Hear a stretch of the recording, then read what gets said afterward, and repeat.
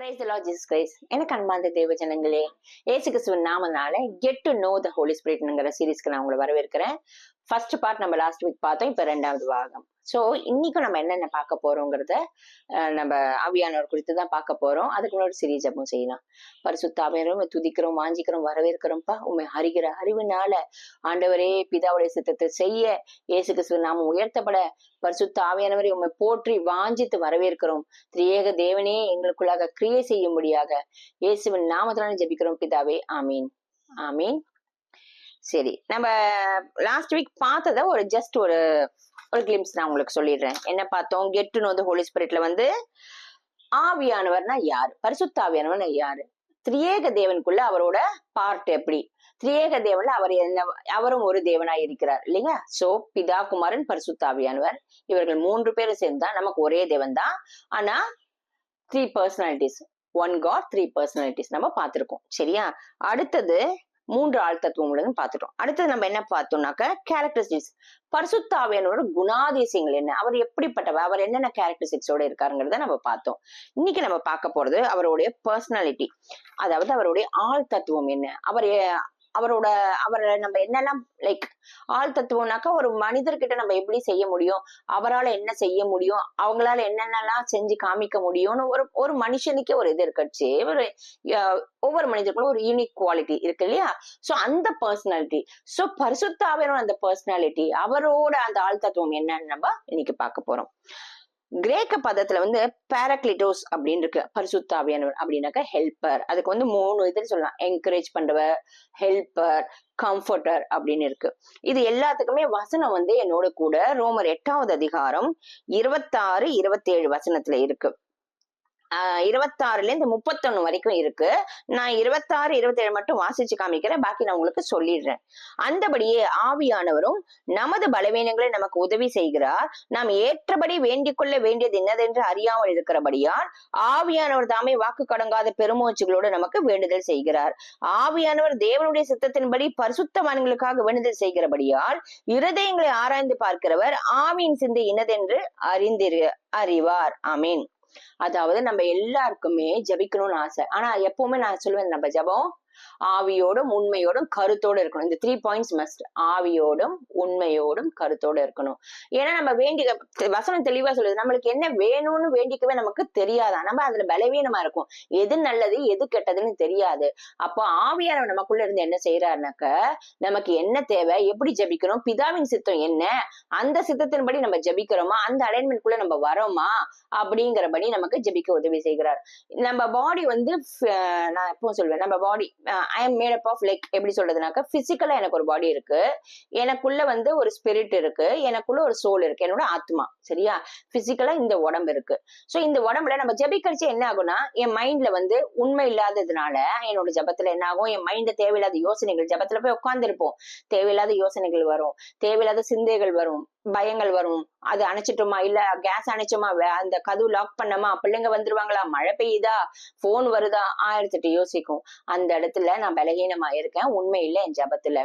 இன்னொன்னு உண்மை இல்லாதது எப்படி அப்படின்னாக்க, நம்ம வந்து போய் வார்த்தைகளை வசனங்கள் எல்லாம் வச்சு சொல்லி ஜபிப்போம். ஆனா அந்த வசனத்தின்படி நமக்குள்ள அந்த இடத்துல கிரியையே இருக்காது. சரிங்களா? சோ அது ஒரு உண்மை இல்லாத தன்மை. இன்னொன்னு என்னக்கா, கருத்தோடு நம்ம ஜபிக்கணும். அப்ப கருத்துனா கிளியர் கிறிஸ்பா. அப்ப நம்ம என்ன ஜபிக்கணும்னு நம்மளுக்கு தெரியலங்கச்சே, நம்ம தேவையில்லாத மீன் வார்த்தைகளை வச்சு வசனப்பித்தாதானே இப்ப ரொம்ப அப்படியே அலசி பேசி அப்படி ஜபிக்கிறது இல்ல. அப்படி இல்லாம கருத்தா ஜபிக்கணும் இருக்கு. அப்ப கருத்தா என்ன ஜபிக்கணுங்கிறதுக்கு ஆவியனோட உதவி வேணும். சோ இது கருத்தா பார்த்துட்டு உண்மையா. அடுத்ததுன்னா ஆவியோட, நம்ம எல்லாருக்குள்ள ஒரு ஸ்பிரிட் இருக்கு. என்ன, அந்த ஆவியான நான் என்னோட ஸ்பிரிட்ல வந்து சேரச்சு, அப்ப நான் ஆவியோடு ஜபிக்க முடியும், ஆவியான உணர்த்ததை என்னால கேட்க முடியும். நம்மளோட அந்த அந்த ஒரு மனசாட்சி குத்தப்படுது, நம்மளுக்கு சில உணர்வு ஆவியான கொடுப்பாரு தெரியுமா, இப்படி செய்யாத, இப்படி பண்ணு, இப்படி தப்பு, இது பாவம், இது நீதி, இது கரெக்டுன்னு. சோ அதெல்லாம் ஆவியான நமக்கு சொல்ல நம்ம என்ன பண்ணுவோம், அதன்படி கேட்டு ஜபிக்கரிச்சு. அது அந்நிய பாஷையில வர ஜபமாவும் இருக்கலாம். ஆனா ஆவியானவர் நம்மளை நிரப்பிக்கொண்டே வரச்சு அந்நிய பாஷை தான் வரணும்னு இல்ல, அந்த ஆவியானவரோட இணைந்து ஜபிக்க ஜபிக்கிறச்சு நம்மளுக்கே தெரிய வரும். அந்த அனுபவம் பெற்றவங்களுக்கு தெரியும். அது அந்த ஜபம் எப்படி இருக்கும்னாக்கா, நம்ம உலகத்து சிந்த வரவே வராது. அந்த இடத்துல வீண் வார்த்தையில போட்டு அலப்ப மாட்டோம், கருத்தா ஜபிப்போம். என்னென்ன சொல்லி ஜபிக்கணுமோ ஆவியான ஒவ்வொரு பாயிண்ட்ஸா எடுத்து கொடுக்க கொடுக்க நம்ம அந்த பாயிண்ட்ஸை வச்சு நம்ம ஜபிப்போம். அப்ப அந்த இடத்துல என்ன வரும்? ஆவியோடும் உண்மையோடும் கருத்தோட ஜபிக்கிற ஜபமா இருக்கும்.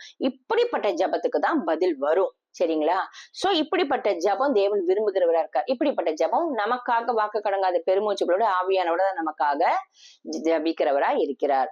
சோ அடுத்தது நம்ம பாக்குறோம், ஆவியானவர் பிதாவின் சித்தத்தின்படி எல்லாம் அறிந்திருக்கிறதுனால நம்மளோட இருதயத்துல பிதாவின் சித்தத்தின்படி நம்ம சிந்தையில இல்லைங்கிறச்சே அந்த இருதயங்களை ஆராய்ந்து பார்க்கிற பிதா நம்ம ஆவியானவரோடு ஜபிக்கிறோமா இல்ல மாமிச சிந்தையில ஜபிக்கிறோமான்னு அவர் பாக்குறாரு. அப்ப நம்ம ஆவியானோட உதவியோடு ஜபிக்கிறச்சே பிதாவின் சித்தம் என்ன என்று ஆவியானோட உதவியோடு ஜபிக்கிறோம்னு தேவனுக்கு பிதாவுக்கு தெரிய வரும். ஆமீன். இந்த 28, 29, 30, 31 என்னன்னாக்கா நீங்க அதை படிச்சு பாருங்க. நான் உங்களுக்கு சொல்றேன். இப்போ எல்லாரையுமே பிதா என்னவா அனாதி தீர்மானித்து என்ன நம்ம எல்லாரையுமே அவர் நமக்காக அழைக்கப்பட்டவர்களா நம்மள வச்சிருக்காரு. எதுக்காக அழைக்கப்பட்டிருக்கா? தேவனால் அழைக்கப்பட்டு ஒரே பேரான குமாரனா இயேசு கிறிஸ்து தான் மூத்த சகோதரர் மாதிரி. அதாவது நமக்கும் தேவனுக்கும் நடுவுல இருக்கிற அந்த பாவங்கிற அந்த திரைச்சலை கிழித்து நமக்காக பலியாகி ரத்தம் சிந்தி நம்ம மீட்டும் பொருளாக இயேசு கிறிஸ்து தண்ணியை ஒப்பு கொடுத்தார். சோ நம்ம அப்பா பிதாவே என்று கூப்பிடக்கூடிய புத்திர சுவீகாரன் ஆவியை நமக்கு கொடுத்திருக்காரு. சோ நமக்கும் பிதாவுக்கும் நடுவுல இயேசு கிறிஸ்து அந்த எல்லா வித அந்த கேப்பையும் நீக்கிட்டு, அப்ப இயேசு கிறிஸ்து நமக்கு எப்படி இருக்காரு? ஒரு மூத்த, இந்த இடத்துல வசனம் பாருங்களேன், தம்முடைய குமாரன் 29 தம்முடைய குமாரன் அநேக சகோதரருக்குள்ளே முதற் பேரானவரா இருக்கும் பொருட்டு நம்ம எல்லாருக்கும் அவர் முதற் பேரான. சோ மூத்த குமாரன் நம்மளுக்கு எல்லாரும் ஹீஸ் எல்டர் பிரதர். ஓகேவா? எல்டர்ஸ்ட் பிரதர், மூத்த சகோதரன். ஓகேவா? சோ அப்படிப்பட்டவரா இருக்கும் பொருட்டு பிதா யார முன் குறித்தாரோ அவங்களை அழைத்திருக்காரு. யாரை அழைத்தாரோ அவர்களை தெரிந்து கொண்டிருக்காரு. யாரை தெரிந்து கொண்டிருக்கிறாரோ அவர்களை வேறு பிரித்து நீதிமான்களை ஆக்கியிருக்காரு. அவங்களை மேன்மைப்படுத்தி மகிமையும் படுத்திருக்காரு. அது மாத்திரமில்ல, இவர்களை குறித்து நாம் என்ன சொல்லுவோம்னாக்கா, தேவன் நம்முடைய பட்சத்தில் இருந்தால் நமக்கு விரோதமாக இருப்பவன் யார்? இப்ப நம்ம எல்லாருக்குமே ஒரு ஃபங்க்ஷன் வச்சுக்கோங்களேன், ஒரு கல்யாணம்னாக்க யார் யாரை கூப்பிடுவோம் நம்ம ஒரு லிஸ்ட் போடுவோம். சோ முன்குறிப்போம். சோ பிதா நம்ம எல்லாரும் முன்குறித்திருக்காரு, நம்ம எல்லாரும் அழைச்சிருக்காரு. அந்த அழைக்கப்பட்டவங்களை எல்லாரும் வருவாங்கன்னா எல்லாரும் வரமாட்டாங்க. அந்த லிஸ்ட்ல போட்டவங்க அத்தனை பேர் 100 பேர் நீங்க போட்டீங்கன்னா 100 பேரும் வரமாட்டாங்க. ஒரு சில பேர் வரமாட்டாங்க இல்லையா? அப்ப அந்த அழைக்கப்பட்டதுல சில பேர் தான் தெரிந்து கொள்ளப்படும்படி ஆகுது. அந்த தெரிந்து கொள்ளப்பட்டவர்களை எல்லாரும் நீதிமான்கள் ஆக்கும் பொருட்டு யாரெல்லாம் நீதிமான்கள்? அந்த விசுவாசித்து தேவனை சொந்த ரட்சகராக ஏற்றுக்கொண்டு பாவாரிக்கு இட்டு அப்புறம் நீதிமானுக்கு ஆகரிச்சு அந்த நீதிமான்களுமே எல்லாருமே இல்ல அதுலயும் சில பேர் வேறு பிரிக்கிறாரு. சோ லிஸ்ட் இப்படியே கொஞ்சம் கொஞ்சமா கம்மி ஆகுது பாருங்க. அதுலயே நம்மளுக்கு ஒரு க்ளோஸ் ஒரு சர்க்கிள் வரும் இல்லையா? ஃபங்க்ஷனுக்கு எல்லாரையும் கூப்பிடுவோம், எல்லாரும் வரமாட்டாங்க, ஒரு சில பேர் வரமாட்டாங்க. அப்ப வந்திருக்கிற பாக்கி 100 பேர் கூப்பிட்டா 80 பேர் தான் வந்திருக்காங்க. அந்த 80 பேரோட நம்ம ரொம்ப க்ளோஸா இருப்போம்னா இல்ல. அந்த 80 பேர்ல ஒரு சில பேரோட 60 பேரோட க்ளோஸா இருப்போமா இருக்கும். அந்த 60 பேர்லயும் ஒரு 20 பேர் இப்படி அப்படின்னு சொல்லி கழிஞ்சு போயிட்டாக்க பாக்கி 40 பேர் தான். அப்ப அந்த 40 பேர் தான் வேறு பிரிக்கப்பட்டவர்கள். அந்த 60 பேர்ல இயேசு கிறிஸ்துவை ஏற்றுக்கொண்டவங்க 60 பேர்ல 40 பேர் தான்னாக்க பாக்கி 20 போயிடுச்சு. சோ அந்த 40 பேர்ல அதையும் கொஞ்சம் சலிச்சாக்க என்ன ஆகும்னாக்க பின்பற்ற முடியாம இல்ல சொல்ற எல்லா வார்த்தைகளையும் கேட்டு கீழ்ப்படிஞ்சு நடக்க முடியாம போகச்சு. அதுவும் கஷ்டமாயிடும், அந்த இடத்துல தவறா மாறிடும். அப்ப என்ன ஆகும்? அதுல இருந்து வேறு பிரிக்கிறாரு. சோ ஒவ்வொரு ஸ்டேஜா நம்மள இது பண்ணி நம்ம எல்லாரும் வேறு பிரிக்கப்பட்டவர்களா நீதிமான்களை ஆக்கப்பட்டிருக்கோம், வேறு பிரிக்கப்பட்டிருக்கோம். அப்ப யார் அழைத்தாரோ அவர்களை என்ன பண்ணிருக்காரு? அவர் மகிமைப்படுத்திருக்காரு, மேன்மையா வச்சிருக்காரு நம்மள. நிச்சயமா அப்போ இந்த நம்பிக்கை நம்மள என்ன பண்ணுமா? வெக்கப்பட விடாது. நமக்காக நம் பட்சத்துல தேவன் இருக்கச்சே நமக்கு மனுஷன் என்ன செய்வான்? நம்ம யாரை குறிச்சும் பயப்பட தேவையில்லை. ஏன்னா தேவன் எப்படி விரும்புகிறாரோ அப்படிப்பட்ட வாழ்க்கையை வாழ முடியாது. அந்த ஆவியான உதவியோட நம்ம அந்த 26ல படிச்சோம் இல்லைங்களா? 26, 27 அப்படி வாழறச்சே மனுஷன் நமக்கு என்ன செய்வான்? தேவன் நம்ம பக்கத்துல இருக்கச்சே நமக்கு சகாயரா இருக்கச்சே. ஆமீன். So okay. சோ இந்த இதுல நான் 3 வார்த்தை சொன்னேன். Comforter, encourager, advocate. கம்ஃபர்ட்னா ஆறுதல் செய்யறவர், என்கரேஜ்னா உற்சாகப்படுத்தி நம்மள இல்ல சோர்ந்து போகாத, இன்னும் கொஞ்சம் தூரம் தான், உனக்கு வாக்குத்தத்தம் கொடுத்திருக்காங்க, ஆண்டவர் நமக்கு சில வாக்குத்தத்தங்கள் கொடுத்து அது நிறைவேறலைங்கிற காலத்துல என்ன ஆகும்? நம்ம சோர்ந்து போயிருக்கச்சு அவன் உற்சாகப்படுத்துவார், இன்னும் கொஞ்சம் நேரம் தான், உன்னால முடியும், இந்த ஓட்டத்தை ஓட விசுவாசம் ஓட்டத்தை ஓட ஆரம்பிச்சிருக்க இல்லையா? சோர்ந்து போயிடாத, இன்னும் கொஞ்சம் தான் விசுவாசத்தின் ஓட்டத்தை ஓட செய்வார். நல்லபடியா விசுவாசத்தின் ஓட்டத்தை முடிக்க செய்வார். அந்த பரலோகத்தின் நிச்சயத்தை நம்ம போய் நித்திய லோகத்தை அடையும்படி, நித்திய ஜீவன் அடையும்படி அவர் உதவி செய்வார். அது மாத்திரமல்ல, நமக்கு நமக்காக பரிந்து பேசுவார். நம்மளுக்காக அவர் வந்து இப்போ இயேசு கிறிஸ்து எப்படி பிதாவின் வலது பாதத்துல உட்கார்ந்து கொண்டு பரிந்து பேசிக் கொண்டிருக்கிறார் நம்மளோட ஒவ்வொரு காரியங்களுக்காக. அது வந்து எந்த வசனத்துல வரும் தெரியுமா? 1 யோவான் 2:1 வரும். 1 யோவான் 2:1 என்னோட கூட எடுத்துக்கோங்க. 1 யோவான் 2:1. என் பிள்ளைகளே, நீங்கள் பாவம் செய்யாதபடிக்கு இவைகளை உங்களுக்கு எழுதுகிறேன். ஒருவன் பாவம் செய்வானானால் நீதிபரராய் இருக்கிற இயேசு கிறிஸ்து நமக்காக பிதாவின் இடத்தில் பரிந்து பேசுகிறவராய் இருக்கிறார். நம்முடைய பாவங்களை நிவர்த்தி செய்கிற கிருபாதர பலி அவரே.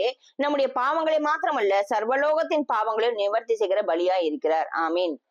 இயேசு கிறிஸ்து வந்து நம்ம பாவம் செய்யாச்சு, நம்ம ரட்சிக்கப்பட்டாச்சு, மறுபடியும் நம்ம பாவம் செஞ்சு ஏதோ ஒரு விதத்துல நம்ம பாவம் செஞ்சு கொண்டுதான் இருக்கோம். அப்ப என்ன சொல்லலாம் இல்லையா, தேவன் வந்து நீதிபரா இருக்காரா? அவ்வளவுதான், இவங்க எல்லாம் கிடையாது, தேர மாட்டாங்கங்கச்சு. என்ன சொல்றாராம்?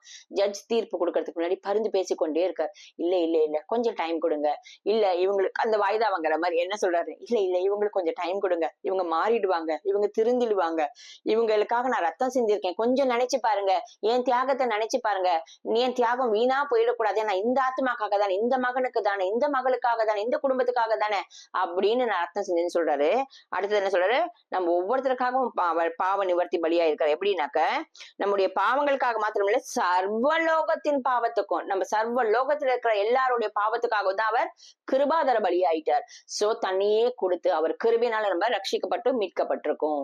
அதை நம்ம ஒரு நாள் மறக்க வேண்டாம். அதுக்காக இயேசு கிறிஸ்து தான் எனக்காக பரிந்து பேசி கொண்டிருக்கிறாரு. பரிசுத்த ஆவியானவர் தான் இங்க ரோமர் 8வது அதிகாரம் 26 பரிந்து பேசி ஜபித்துக் கொண்டிருக்கிறாரு. நான் பாவம் செய்யட்டுமான? இல்ல இல்ல இல்ல.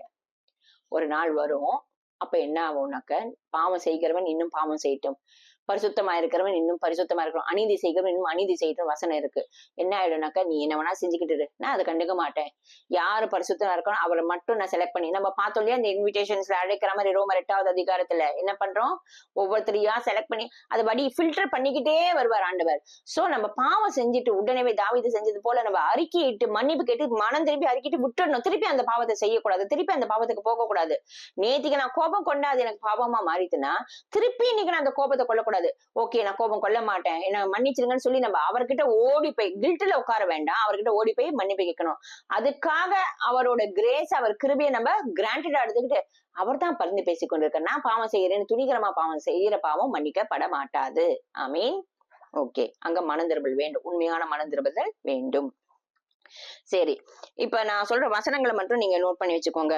இப்ப ஒன் ஹூ ப்ளீட்ஸ் அப்படிங்கறச்சே வந்து நமக்காக ஆலோசனை சொல்லி நமக்காக பரிந்து பேசி கொண்டிருக்கிறவர், இன்டர்சீட்ஸ்னா நமக்காக பரிந்து பேசி கொண்டிருக்கிறவர். 1 யோவான் 2:1 இப்ப பாத்துட்டோம், அது நமக்காக பரிந்து பேசுவார். அடுத்தது என்ன, எனக்கு உதவி செய்கிறவர்.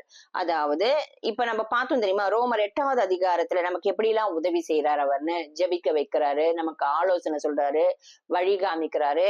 அந்த எப்படி எது வரைக்கும்னாக்க நம்மள வந்து தேவனோட பக்கம் நம்ம அந்த அலைன்மெண்ட்ல வந்து சேர்ற வரைக்கும் நமக்கு உதவி செஞ்சு கொண்டே இருக்கச்சே, அப்ப நமக்குள்ள ஒரு தைரியத்தை வரும். எப்படின்னாக்க, தேவன் என் பட்சத்துல இருக்க, நான் யாருக்கும் பயப்பட மாட்டேன், மனுஷன் எனக்கு என்ன செய்வான் அப்படிங்கிற ஒரு நிச்சயத்துல கொண்டு வந்து நம்மள விடுறாரு. ஆமீன்.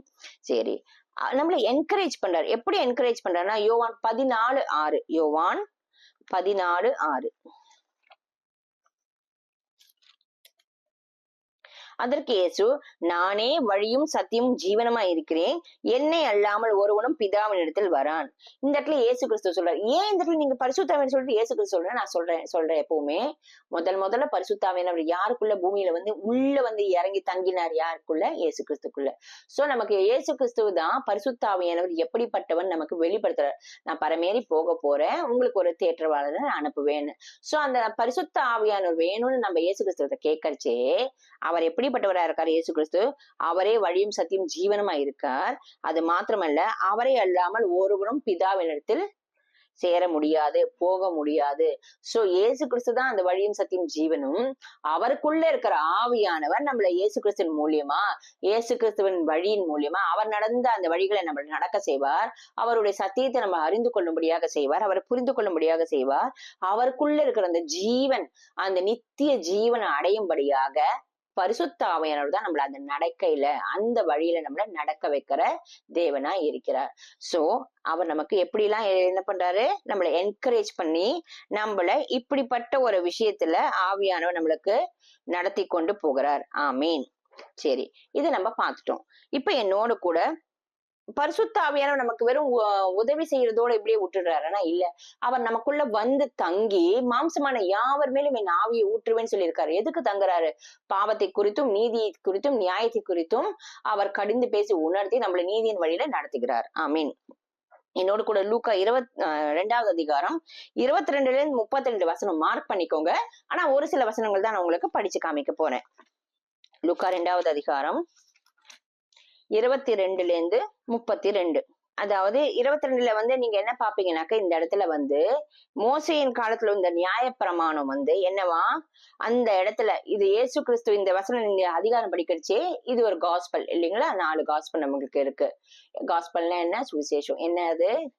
மத்தேயு, மார்க், லூக்கா, யோவான். சோ இந்த லூக்கா எழுதின இந்த சுவிசேஷ புஸ்தகத்துல இந்த காஸ்பல்ல என்ன சொல்லியிருக்கிறாருன்னா, இயேசு கிறிஸ்து பிறந்த உடனே அவங்களோட தாய் தந்தையர் அவரை வந்து தேவாலயத்துக்கு கொண்டு செல்றாங்க. அந்த தேவாலயத்துல கொண்டு சொல்றச்சே அப்ப நடந்த காரியம், மோசே நியாயப்பிரமாணத்தின்படியே அவர்களுடைய சுத்திகரிப்பு நாட்கள் நிறைவேறும். அப்ப அந்த சுத்திகரிப்பு நாட்கள் மோசே நியாயப்பிரமாணத்தின்படி அப்ப அங்க ஆலயத்துக்கு கொண்டு செல்றாங்க.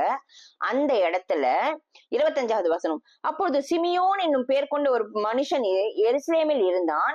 அவன் நீதியும் தேவ பக்தியும் உள்ளவனாயும் இஸ்ரவேலின் ஆறுதல் வர காத்திருக்கிறவனாயும் இருந்தான். அவன் மேல் பரிசுத்த ஆவியானவர் இருந்தார். இந்த சிமியோன் எப்படின்னாக்கா, அவன் ரொம்ப பக்திமான், அவன் நீதிமான், அவன் ரொம்ப ஒரு நல்லவனா இருந்தான். அவன் எருசலேமுக்கு ஆதரவாளர் வரணும், தேற்றவாளன் வரணும்னு காத்து கொண்டு இருந்தான். அவன் மேல பரிசுத்த ஆவியானவர் தங்கி இருந்தான். எதுக்காக தங்கி இருந்தான்? அடுத்த வசனம், கர்த்தருடைய கிறிஸ்துவை நீ காணும் முன்னே மரணமடைய மாட்டாய் என்று பரிசுத்த ஆவியினாலே அவனுக்கு அறிவிக்கப்பட்டும் இருந்தது.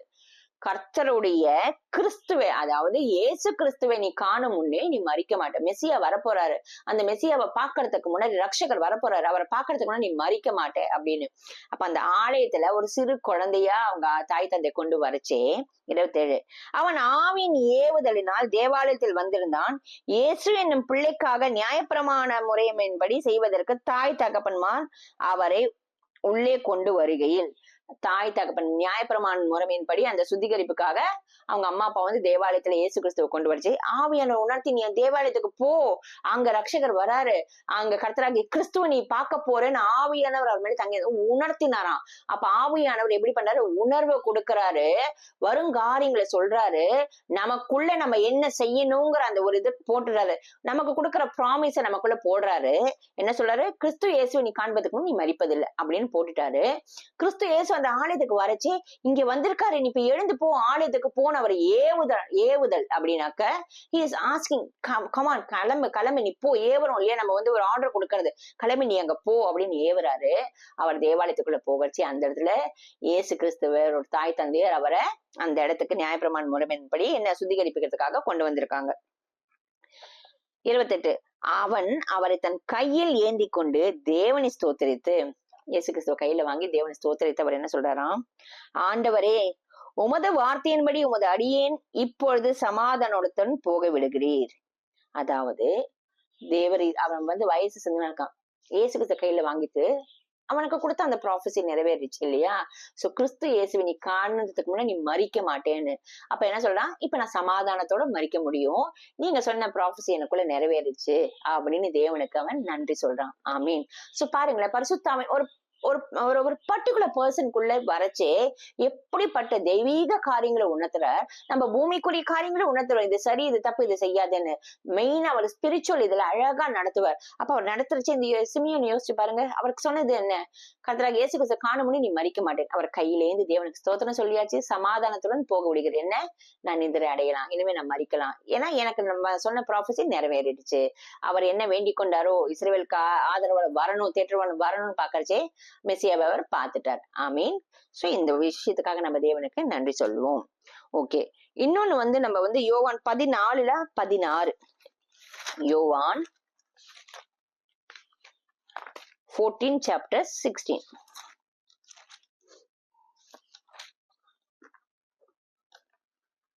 நான் பிதாவை வேண்டிக் கொள்ளுவேன், அப்பொழுது என்றென்றைக்கும் உங்களுடன் கூட இருக்கும்படிக்கு சத்திய ஆவியாகிய வேறொரு தேற்றரவாளனை அவர் உங்களுக்கு தந்தருள்வார். அதான் சொன்னேன், ஆவியானவர் ஜஸ்ட் வந்துட்டு நம்மளுக்கு அட்வைஸ் பண்ணிட்டோ இல்ல நம்மளுக்கு ஹெல்ப் பண்ணிட்டு போகிறதுக்கோ இல்ல, நமக்குள்ள தங்கி இருக்கும்படி. ஏன்னா இயேசு கிறிஸ்து பரமேறி போகிறார். அப்ப வந்து என்ன சொல்ல, பிதாவை நான் வேண்டிப்பேன், அப்ப அவர்கிட்டே இந்த பரிசுத்த ஆவியானவரை, கர்த்தருடைய ஆவியானவரை உங்களுக்கு தந்தருள்வார். அவர் எப்படியா உங்களுக்குள்ள எப்பவும் தங்கி இருக்கும்படி உங்களுக்குள்ள தந்தருள்வார். நமக்குள்ளேயே இருக்கும்படி, நம்மள விட்டுட்டு போகிறதுக்கு இல்ல. சும்மா நம்ம மேல வந்து ஒரு கிஃப்ட கொடுத்து நம்மள வச்சு ஒரு தீர்க்க தரிசனம் சொல்றதுக்கோ இல்ல ஒரு ஹீலிங் இது நடக்கிறதுக்கோ ஒரு மிராக்கல் நடக்கிறதுக்கோ இல்ல, நமக்குள்ள தங்கி இருந்து நம்முடைய சரீரத்துக்குள்ள இந்த சரீரமாகிய இதை வந்து இந்த மாம்சத்தை அவர் ஆலயமா மாற்றிக்கொண்டு நமக்குள்ள பரிசுத்த ஆவியானவர் வந்து தங்கி அங்க ஒரு சுத்திகரிப்பு கொண்டு ஒவ்வொரு நாளும் நம்மளை சுத்திகரித்து இப்ப சிமியோனோட பேசினார்ல, அது மாதிரி நம்மளோட பேசி பேசி தேவ சித்தத்திற்கு நேராக நம்மளை நடத்துவார். இந்த இடத்துல நான் ஒண்ணு சொல்லிக்கிறேன், யாராவது வந்து இல்ல நான் இன்னும் பரிசுத்தமா ஆகல, நான் எப்படி பரிசுத்த ஆவியானவர் பெற்றுக்கொள்றது, எனக்கும் அவருக்கும் சம்மந்தம் இல்லை, அவர் பரிசுத்தர், அவர் ரொம்ப இது, என்கிட்ட அந்த பரிசுத்தம் இல்லைங்கச்சு. நிஜமா அவர் பரிசுத்தவர் ஆவியானவர் தான், அவருக்குள்ள பழுதே கிடையாது, அழுக்கு கிடையாது, அதனாலதான் அவர் பேரே பரிசுத்த ஆவியானவர். ஓகேவா? ஆனா அவர் வந்தா மட்டும்தான் நமக்குள்ள இருக்கிற இந்த சாக்கடை மாதிரி இருக்கிற தேவையில்லாத காரியங்கள் எல்லாம் அவர் வந்து என்ன பண்ணுவாரு, ஆதியாகமத்துல பார்த்தோம் இல்லையா, ஆவியானவர் அசைவாடு என்ன ஒண்ணு வேறு பிரிக்கிறாரு இல்லையா, இரவையும் பகலையும் வேறு பிரிக்கிறாரு, இருளையும் வெளிச்சத்தையும் வேறு பிரிக்கிறாரு, பூமியும் ஆகாயத்தையும் வேறு பிரிக்கிறாரு. அது மாதிரி என்ன பண்ணுவாரு, நல்லதுக்கும் கெட்டதுக்கும் அது வித்தியாசத்தை காண்பிச்சு, பாவத்துக்கும் நீதிக்கும் வித்தியாசத்தை காண்பிச்சு நம்மளை வேறு பிரிப்பாரு. எப்படி வேறு பிரிப்பாருன்னா, நம்மள தேவன் பக்கம் திருப்பும்படியாக, தேவ சித்தத்தை செய்யும்படியாக ஒவ்வொன்றும் நம்மளுக்கு உணர்த்தி உணர்த்தி உணர்த்தி. அது எப்ப நடக்கும், அவர் சத்தத்தை நம்ம கேட்டுக்கொண்டே இருக்கணும். அவர் துக்கப்படுத்தா, அவர் சொல்லிட்டாருன்னா உடனே கீழ்ப்படிஞ்சணும், ஒபீடியன்ஸா இருக்கணும். அப்படி கீழ்ப்படிஞ்சு செய்யறச்சேனாங்கன்னா ஆவியானவர் நம்மளோட பேசுகிறது அந்த டியூன்லயே இருக்க முடியும். அவர் பேசிக்கொண்டே இருப்பார், நம்மளும் அவரோட உறவாடி கொண்டே இருக்க முடியும். நம்மளால அவரை துக்கப்படுத்த முடியும். நான் போன வாட்டி நான் வசனத்துல சொன்னேன் இல்லையா, அந்த கணவன் மனைவி வந்து அவங்க பரிசுத்த ஆவியானவர் துக்கப்படுத்த பேதுரு சொல்வார், அவங்களுக்கு நேரம் நீங்க போய் சொன்னீங்க, பரிசுத்த ஆவியானவர் நீங்க துக்கப்படுத்துறீங்க, வேதனை எப்படி நீங்க துணிகரமான பாவம் செய்வாங்கச்சு. அந்த இடத்துல அவங்க பரிசுத்த ஆவியானவர் பொய் சொல்லி, பரிசுத்த பொய் சொல்லி என்ன செஞ்சாங்க, அந்த அவங்களுக்கு இருந்த அந்த நிலத்துல கொஞ்சம் பணத்தை வித்து கொஞ்சம் தங்களுக்குன்னு பணத்தை வச்சுக்கொண்டு அவங்க பொய் சொல்லிட்டாங்க. அந்த இடத்துலயே ஆவியானவருக்கு வந்து துக்கம் ஏற்பட்டதுனால அந்த இடத்துலயே போய் சொன்னதுனால கணவன் மனைவியும் இறந்துட்டாங்க. அதுக்காக நம்மளும் அந்த மாதிரியானா, ஆனா ஆவியானவர் ரொம்ப கிருபையினால நமக்காக வாக்கு கடங்காத பெருமூச்சு ஜெபித்து கொண்டு இருக்கிறார் இல்லையா, அந்த கிருபையினால நம்ம மன்னிப்பு கேட்கறச்சே மன்னிச்சிடுவாரு. இனி அந்த பாவம் செய் அவர், ஏன்னா அந்த இடத்துல கேட்கிறாரு பேதுரு, கணவன் கிட்ட கேட்கிறாரு, அவரும் இல்ல இல்லன்னு மறுதளிக்கிறாரு. அப்ப பரிசுத்த ஆவியானுக்கு விரோதமா செய்யற பாவம் மன்னிக்கவே படாது இல்லையா. சோ இந்த மாதிரி அவங்க கிட்ட கேட்கறச்சு, அவங்க இல்ல இல்லன்னு சொல்றச்சு, மனைவியும் அதே மாதிரி சொல்றச்சு, அந்த இடத்துல என்ன ஆயிடுது, அவங்க 2 பேருமே மரணிச்சு போயிடுறாங்க. சோ இன்னைக்கு நம்ம பரிசுத்த ஆவியானுக்கு விரோதமா பாவம் செய்யாதபடிக்கு நம்மள அந்த ஆவியானோட வாஞ்சிப்போம். அவர் நம்மள பனிஷ் பண்றதுக்கோ நம்மள கொன்று போடுறதுக்கோ இல்ல, அவர் நமக்குள்ள வந்து நித்திய ஜீவனுக்கு நேராக, நித்திய லோகத்துக்கு நேராக, பிதாகுமான் பரிசுத்தவருக்கு நேராக அவர் சித்தத்தின்படி நம்மளை நடத்த நம்ம ஒப்பு கொடுக்கறச்சே அவர் அழகா நடத்தி கொண்டு போவார். அப்படி நடத்தி கொண்டு போகிறச்சே நம்ம யாரு குறித்தும் பயப்பட தேவையில்லை. பிதாவாகிய தேவன் நம்ம பட்சத்துல இருக்கச்சே மனுஷன் நமக்கு என்ன செய்வான். ஆமீன். சரி, இதை நம்ம பாத்துட்டோம். இப்ப என்னோட கூட ரோமர் அது நம்ம வாசிச்சாச்சு.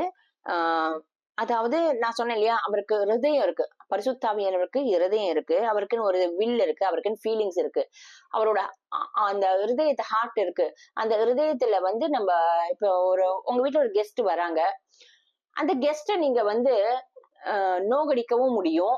அந்த கெஸ்ட் வந்து கொஞ்ச நாள் தான் தங்கணும்னு நீங்க தீர்மானம் இல்லைனாக்கா, அவங்க ஒரு மனுஷன் வச்சு அந்த இவரை வந்து நீங்க ஏற்றுக்கொண்டு ஃபேமிலியில பெர்மனண்டா தங்க வைக்க முடியும்.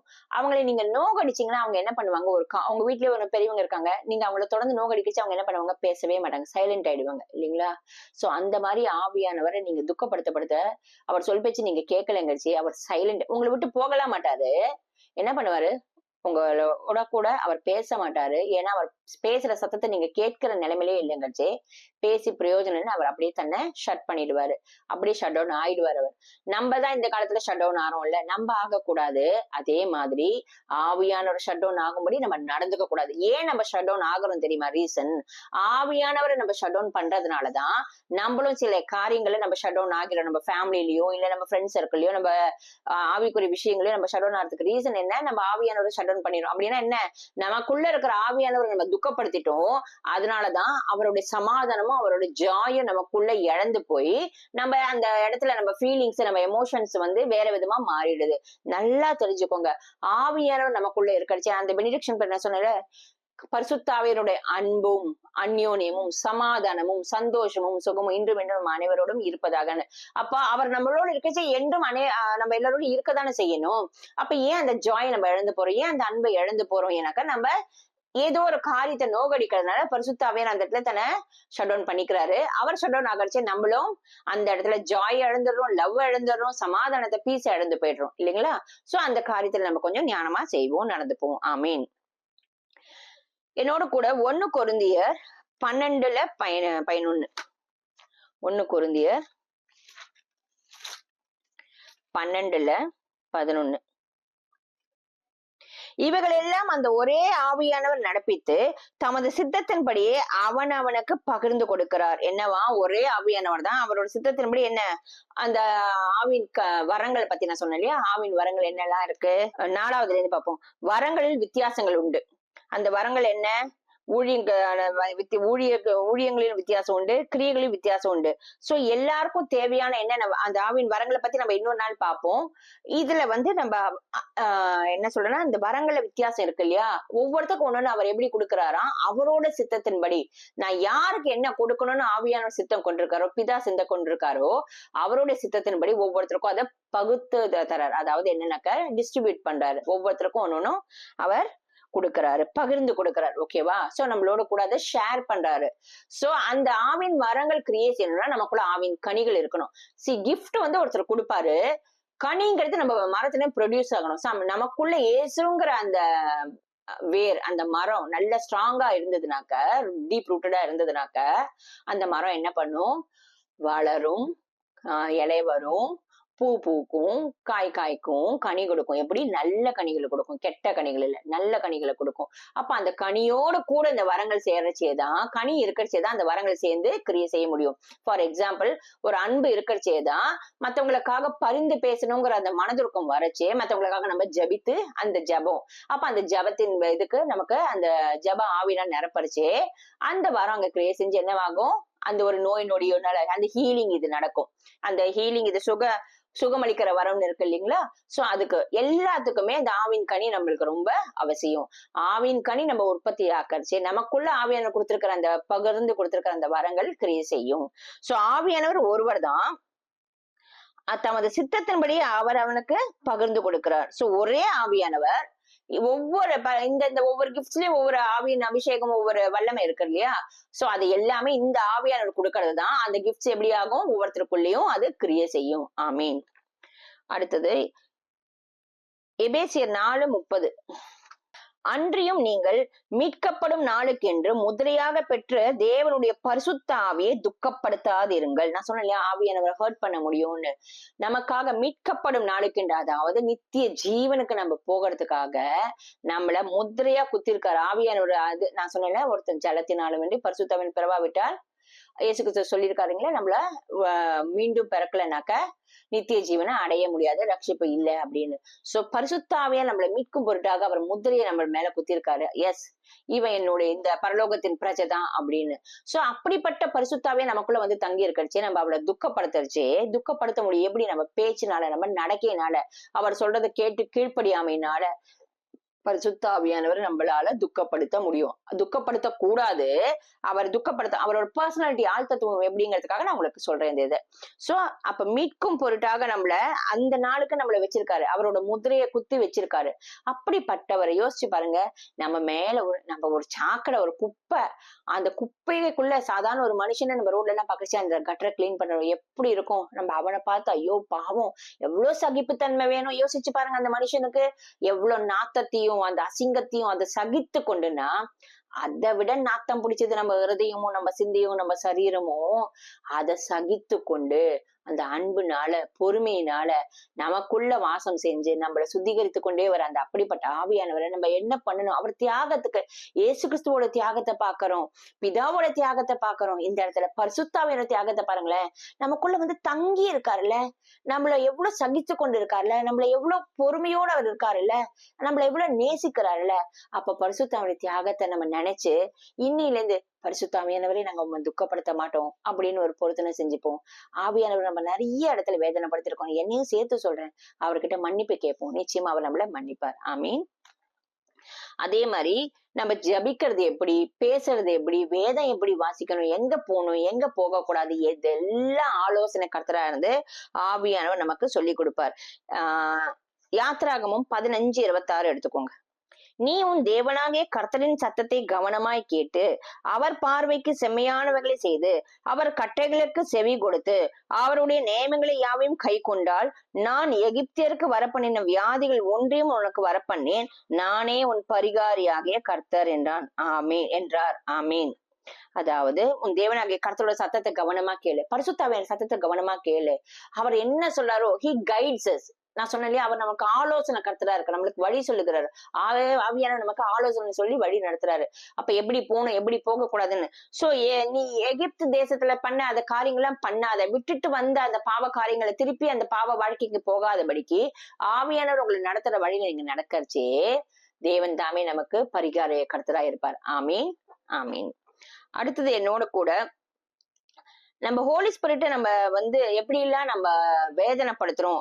என்னோட கூட நீங்க இந்த இது மார்க் பண்ணி வச்சுக்கோங்க, நீங்க வீட்டுல படிங்க. நான் இது மட்டும் தான் உங்களுக்கு படிச்சு காமிச்சேன். ரோமர் 8:14, 26, 27 ஆல்ரெடி நம்ம படிச்சிருக்கோம், அது மார்க் பண்ணிக்கோங்க. யோவான் 16:13 மார்க் பண்ணிக்கோங்க. 1 கொரிந்தியர் 2:13 மார்க் பண்ணிக்கோங்க. இதெல்லாம் எதுக்காகனாக்க ஆவியானவர் நம்மளை எப்படி நடத்துறாரு, when he guides, how he guides us. ஓகேங்களா? சோ இதுக்கான வசனங்கள் இது.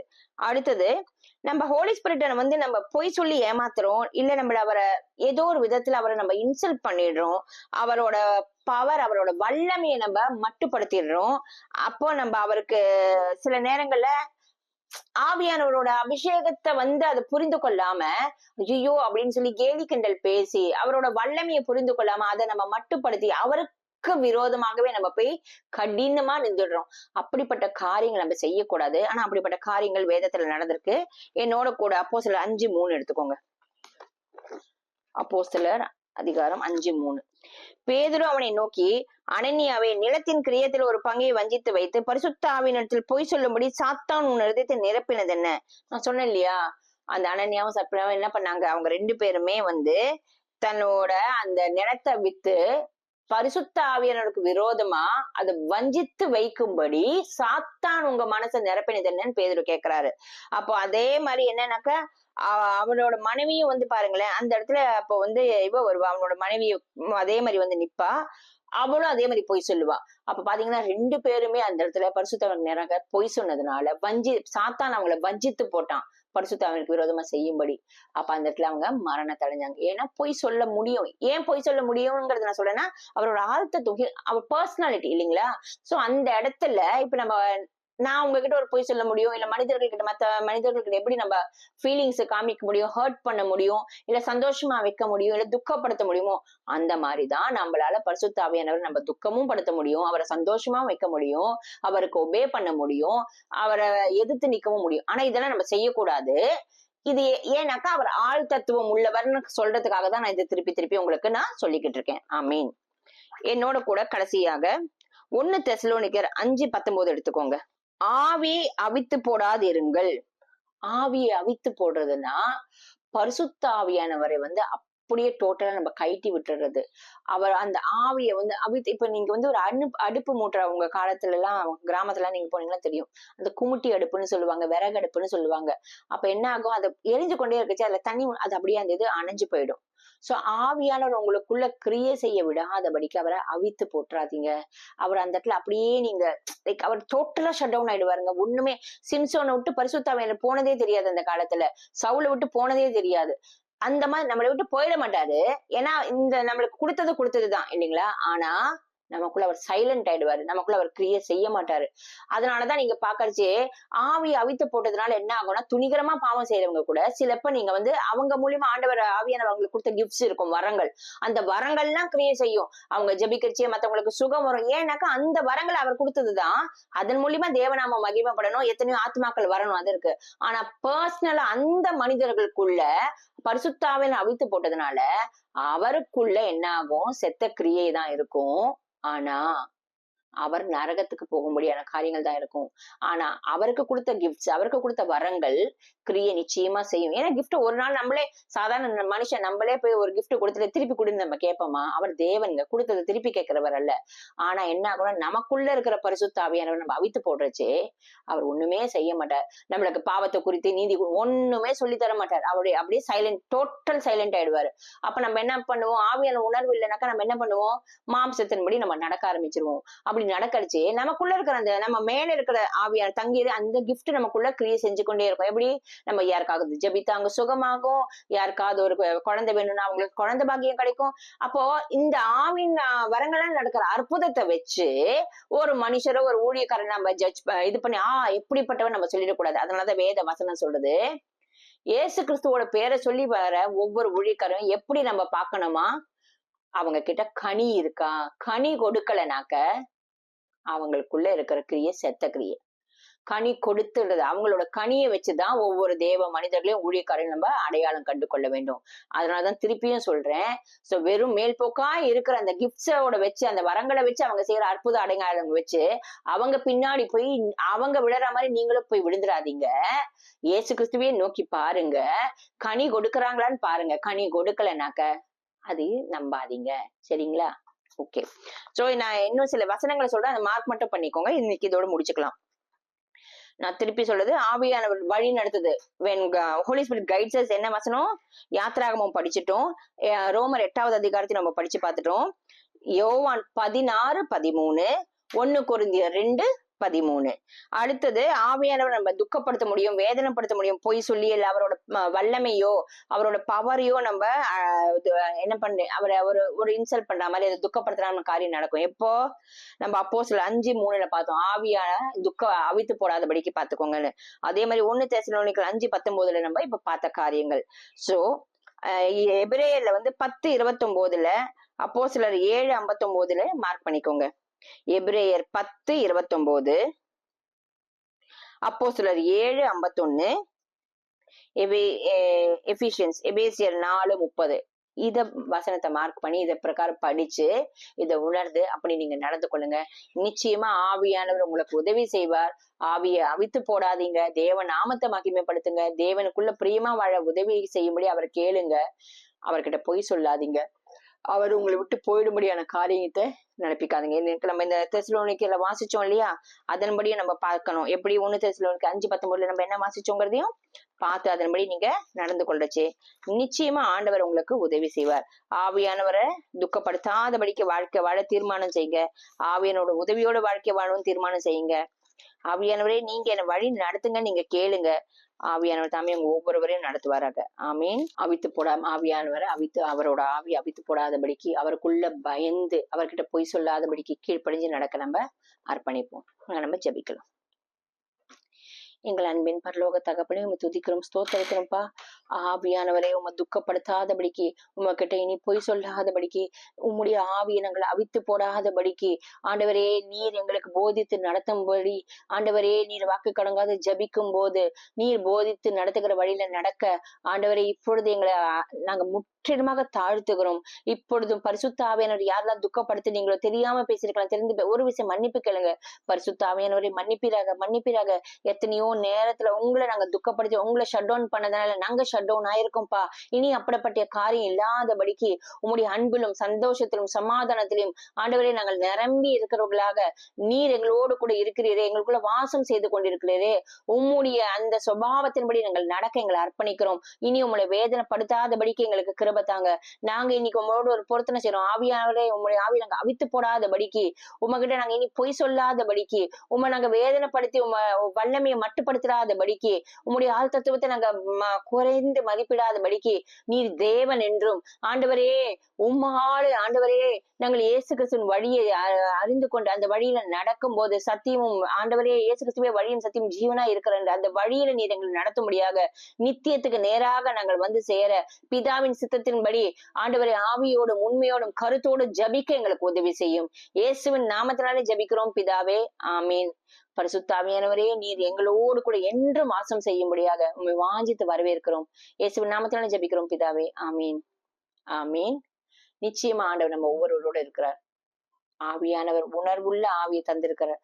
அந்த உணர்வை உணர்ந்து அவர் வேதனைப்படுத்தாதபடிக்கு அவர் கீழ்ப்பணிந்து நடக்க நீங்க இன்னைக்கு ஒரு ஸ்டெப் எடுத்து வைங்களேன். ஆவியானவர் உங்களுக்கு உதவி செய்வார். ஆமீன். God bless you.